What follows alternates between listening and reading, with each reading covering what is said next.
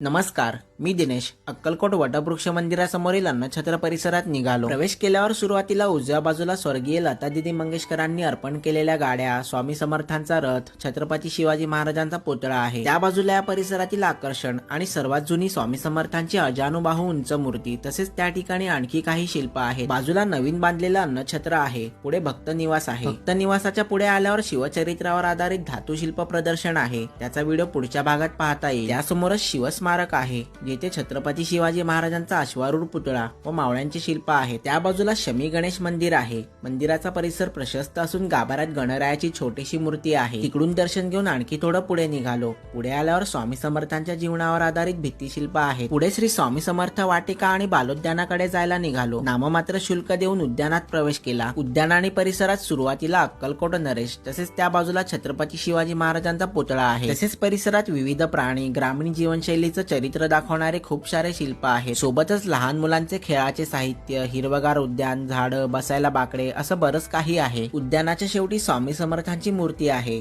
यासोबतच माझे अक्कलकोट मधील सगळे व्हिडिओ संपले. तुम्हाला अक्कलकोट मधील व्हिडिओ आणि हा व्हिडिओ पाहायचा असल्यास सगळे व्हिडिओ माझे दिनेश नवले युट्यूब चॅनलवर पाहायला मिळेल. तसेच ही रील आवडल्यास नक्की शेअर व सेव्ह करा. असेच नवनवीन आणि माहितीपूर्ण व्हिडिओ पाहण्यासाठी माझ्या पेजला नक्की फॉलो करा.